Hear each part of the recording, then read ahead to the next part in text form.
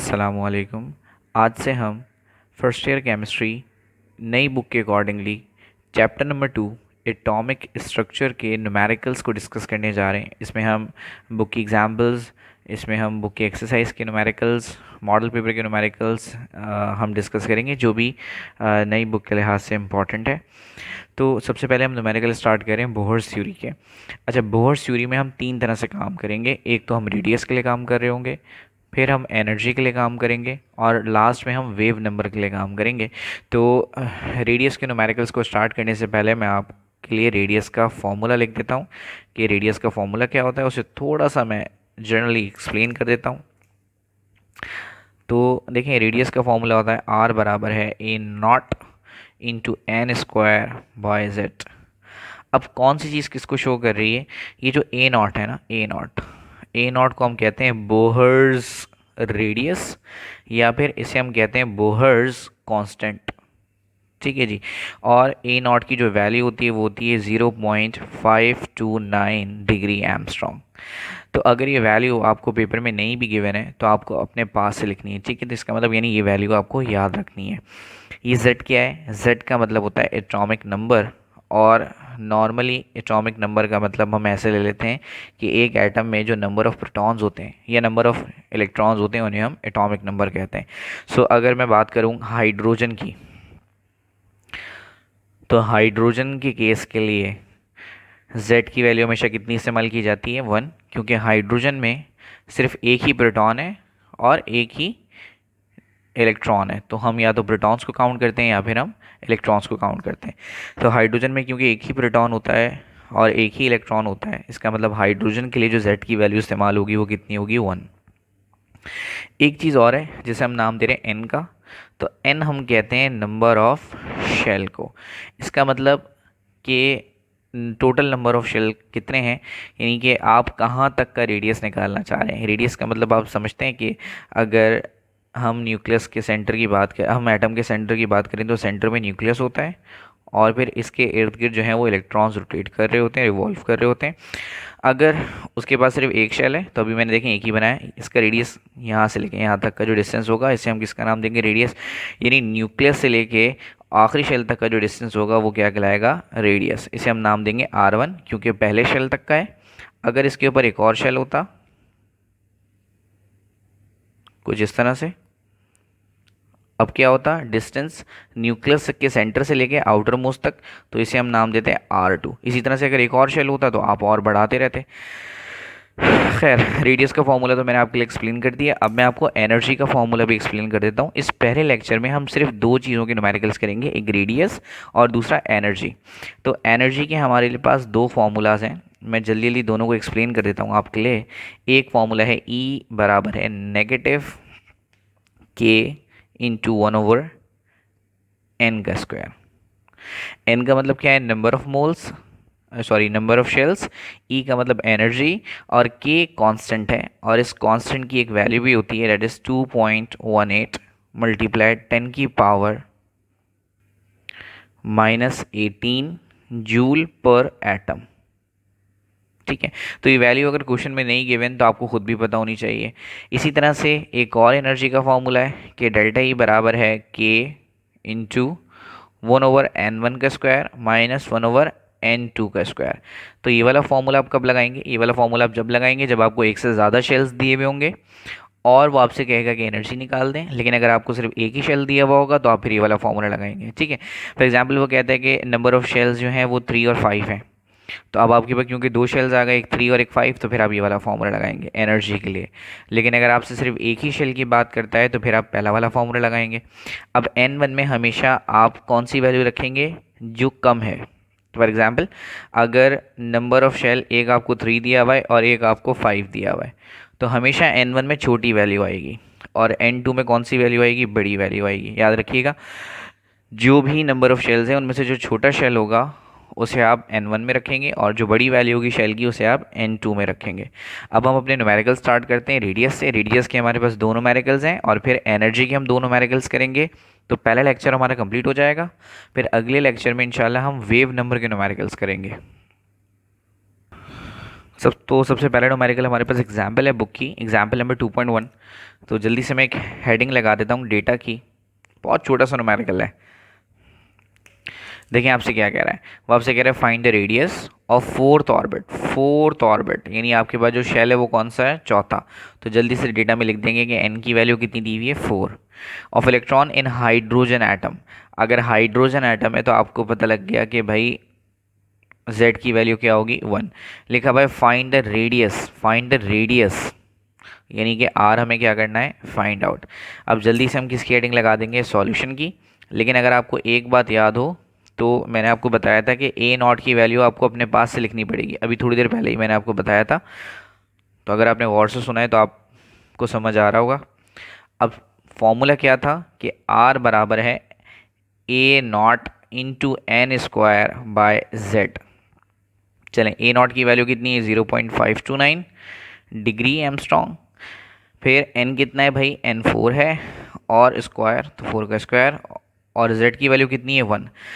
इन सब वैल्यूज़ को आप कैलकुलेटर में लिखेंगे तो 4 का स्क्वायर निकालेंगे तो 16 आएगा, और 16 को जब आप इस वैल्यू से मल्टीप्लाई करेंगे तो आपके पास जो आंसर आएगा वो कितना होगा, 8.46। और जो डिग्री एमस्ट्रॉन्ग है वो बिल्कुल एज इट इज़ आ जाएगा, ये हमारा आंसर है। अच्छा, अब क्योंकि उसने आपसे ये कहा था कि find the radius of fourth orbit, चौथे का, तो हम आर के नीचे छोटा सा 4 लगा देते हैं। इसका मतलब जो रेडियस है वो चौथे ऑर्बिट का या चौथे शेल का है। तो बहुत ही आसान सा न्यूमेरिकल था। अब हम दूसरा न्यूमेरिकल कर लेते हैं जो कि हमारी एक्सरसाइज का है। तो देखें इस न्यूमेरिकल में वो आपसे क्या कह रहा है, वो कह रहा है calculate the radius of third orbit. तो ऑर्बिट कौन सा है आपके पास, तीसरा। तो एन की वैल्यू कितनी हो गई, 3। अभी भी हाइड्रोजन है तो हाइड्रोजन पर जेड की वैल्यू कितनी होती है, 1। बोहर्स रेडियस आपको गिवन है यानी ए नॉट कितना है, 0.529 डिग्री एमस्ट्रॉन्ग। ये तो नहीं भी दिया होता तो आपको पता होना चाहिए था। और लिखा हुआ है कैलकुलेट द रेडियस यानी कि आर, लेकिन कौन से ऑर्बिट का, तीसरे। तो आर की जगह आर के साथ हमने क्या लिख दिया, छोटा सा 3। बहुत आसान से न्यूमेरिकल है रेडियस के। सॉल्यूशन की हेडिंग लगाई, हमें पता है फॉर्मूला क्या होता है, a nought square, a nought into n square by z. अब हमें पता है क्योंकि हम तीसरे के लिए काम कर रहे हैं, तीसरे ऑर्बिट के लिए, तो आर के साथ 3 लग जाएगा। ए नॉट की वैल्यू हमें पता है 0.529 degree Armstrong. A N square की वैल्यू यानी एन की वैल्यू कितनी होगी, 3, क्योंकि शेल तीसरा है, और इसका स्क्वायर, और z की वैल्यू कितनी होती है, 1। तो कैलकुलेटर में आप क्या करेंगे, 3 का स्क्वायर लेंगे तो कैलकुलेटर आपको लिखा हुआ दे देगा 9, और जब 9 को 0.529 डिग्री एमस्ट्रॉन्ग से मल्टीप्लाई करेंगे तो ये आंसर आ जाएगा 4.76 डिग्री एमस्ट्रॉन्ग। तो फॉर्मूला भी बहुत आसान सा है और न्यूमेरिकल्स भी रेडियस के बहुत आसान है। अब हम एनर्जी के दो न्यूमेरिकल्स करेंगे और फिर उसके बाद हमारा ये लेक्चर एंड हो जाएगा। तो जब हमने फॉर्मूलाज को देखा था तो एनर्जी के हमारे पास 2 फॉर्मूलाज थे, ठीक है। तो अभी हमें पहले जज करना पड़ेगा कि हमें कौन सा फॉर्मूला लगाना चाहिए। तो डेटा के अकॉर्डिंगली हम अपने फॉर्मूले को जज करते हैं। लिखा हुआ है कैलकुलेट द एनर्जी, ठीक है भाई, ई के आगे क्वेश्चन मार्क बना देते हैं, of an electron in L shell, L shell. अब थोड़ी सी चीज़ें याद करने की हैं, आपको मैं जल्दी जल्दी क्लियर कर देता हूँ, आप इस बात को लाजमी याद रखिएगा। देखें जो एन है ना, एन कम से कम 1 हो सकता है और ज़्यादा से ज़्यादा 7 हो सकता है। यानी शेल जो अभी तक हमने देखे हैं वो सबसे छोटा शेल जो होता है वो पहला होता है और सबसे बड़ा शेल जो है वो 7वां होता है। तो या तो वो आपको N1 लिख के दे देगा, N1 का मतलब होता है पहला शेल, लेकिन अगर N1 नहीं लिख के दे रहा तो फिर आपको लिख के दे देगा K। इसका मतलब अगर N1 है तो 1 शेल, फर्स्ट शेल को हम K शेल भी कहते हैं। इसी तरह से अगर N की वैल्यू 2 होगी तो दूसरा शेल होगा यानी L शेल, फिर M शेल। तो एम शेल पर एन की वैल्यू क्या इस्तेमाल होगी, 3। इसी तरह से अगर चौथा शेल है तो एन कौन सा होगा, शेल कौन सा होगा, एन। इसी तरह से अगर 5वां शेल है तो उसका नाम क्या होगा, KLMNO। तो फिर छठे का अब आप खुद ही समझ गए, अगर छठा होता तो क्या बोलते, क्यू शेल। और इसी तरह से अगर 7वां शेल है तो फिर आप क्या बोलते, KLMNOPQ, OPQ, OP, ये P और ये Q। इसका मतलब सिर्फ मैं आपको ये समझाना चाह रहा हूँ कि आप के अकॉर्डिंगली ABCD पढ़ लीजिएगा। अगर के शेल लिखा है तो उसका मतलब एन की वैल्यू 1 है, अगर एल शेल लिखा है तो उसका मतलब कि एन की वैल्यू 2 है, एम पर एन की वैल्यू 3 है। तो अब हम न्यूमेरिकल की तरफ आते हैं कि देखें हमारा न्यूमेरिकल क्या कह रहा है। तो अगर आप अपना न्यूमेरिकल देखें तो लिखा हुआ है calculate the energy of an electron, तो हमने लिख दिया ये क्या आगे क्वेश्चन मार्क एल शेल। तो आपको पता है सबसे पहला शेल कौन सा होता है, के। इसका मतलब के पर एन की वैल्यू 1 होती है, लेकिन यहाँ पर एल है, एल यानी दूसरा शेल, तो एन की वैल्यू क्या इस्तेमाल करेंगे 2। Hydrogen atom the value of के भी दिया हुआ है, लेकिन अगर नहीं भी दिया हुआ होता तो आपको ये याद होना चाहिए था। तो जल्दी से मैंने डेटा बना दिया। अब हम किसकी हेडिंग लगा देंगे, सॉल्यूशन की। ये भी हमारी बुक की एग्जाम्पल है, एग्जाम्पल नंबर 2.2। अब क्योंकि आपको सिर्फ एक ही एन दिया हुआ है, अगर मैं आपको फॉर्मूलाज दिखाऊं जल्दी से तो देखें, एनर्जी के दो फॉर्मूलाज हैं। एक वो जिसमें एक शेल है, तो फॉर्मूला क्या है, ई बराबर है -k1/n का स्क्वायर। लेकिन अगर दो शेल्स होते, लेकिन अभी तो हमारे पास दो शेल्स हैं ही नहीं, हमें तो सिर्फ एक ही दिया हुआ है। कौन सा, सेकंड वाला, यानी एन की वैल्यू सिर्फ 2 दी हुई है, दो एन गिवन ही नहीं है। तो अब हम कौन सा फॉर्मूला लगाएंगे, सिर्फ पहला वाला, यानी ई बराबर है -k1/n का स्क्वायर। तो जल्दी से मैं फॉर्मूला लिख देता हूँ कि ई बराबर है -k/1/n का स्क्वायर।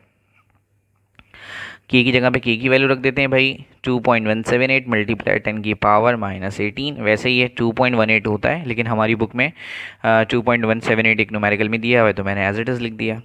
फिर n कितना है भाई, n तो 2 है और 2 का स्क्वायर। तो सबसे पहले आप क्या करेंगे, 2 का स्क्वायर ले लेंगे, बाकी सारी कंडीशंस ऐसी रहेंगी। तो ये स्क्वायर ले लिया हमने 2 का, तो 2 का स्क्वायर कितना होता है 4। अब आप क्या करेंगे, ये 2.178 मल्टीप्लाई 10⁻⁻18 को 1 से मल्टीप्लाई करेंगे और 4 से डिवाइड कर देंगे। तो कैलकुलेटर आपको लिखा हुआ दे देगा -5.43 multiply 10⁻⁻19 joule.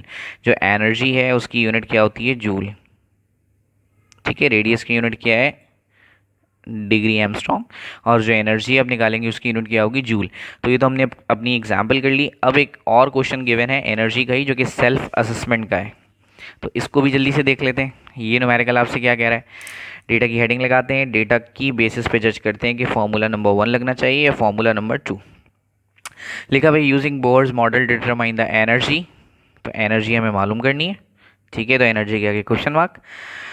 Produce when an electron in hydrogen atom jumps from an orbit 5th to 2nd, यानी एक इलेक्ट्रॉन था जो कि 5वें शेल से कहाँ पर आ गया, दूसरे शेल में जंप करा, 5वें से चौथे में, तीसरे में, दूसरे में। यानी वो इलेक्ट्रॉन जो है वो 5वें शेल से कहाँ पर जंप कर रहा है, दूसरे शेल में। तो मैंने बताया था जो छोटा नंबर होगा वो n1 होगा और जो बड़ा नंबर होगा वो n2 होगा, ठीक है।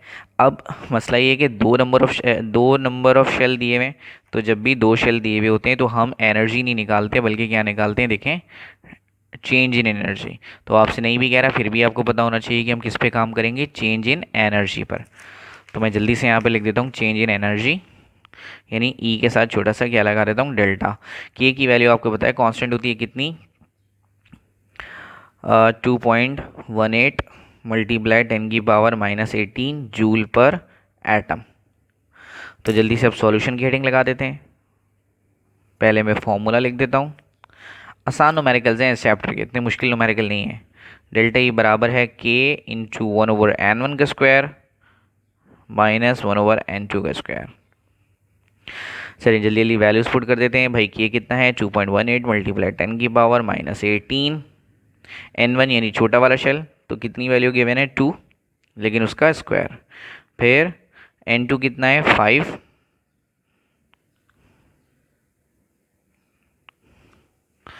अब आप क्या करेंगे, जल्दी से स्क्वायर ले लेंगे। तो 2.18 मल्टीप्लाई 10⁻⁻18, तो जब आप 2 का स्क्वायर लेंगे तो 4 आ जाएगा और 5 का स्क्वायर लेंगे तो 25 आ जाएगा। कैलकुलेटर से स्क्वायर ले लीजिएगा।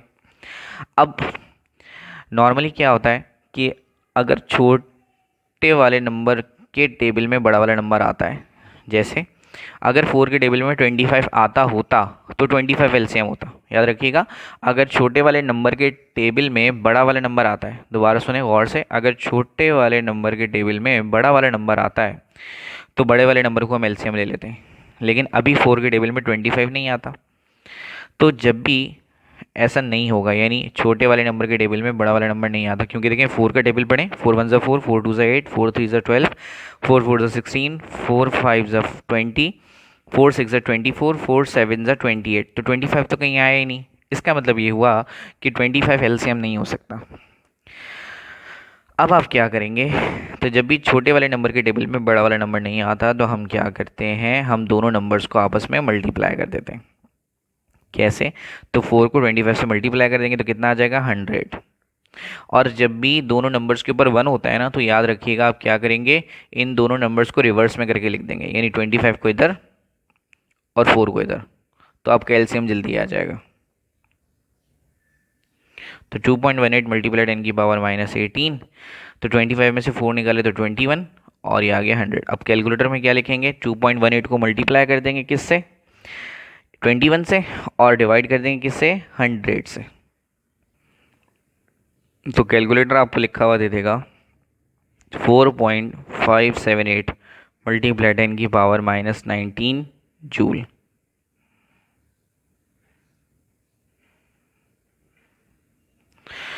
यहाँ पर हम अपने पहले लेक्चर को एंड कर रहे हैं। इंशाल्लाह दूसरे लेक्चर के अंदर हम वेव नंबर के न्यूमेरिकल सीखेंगे। ठीक है।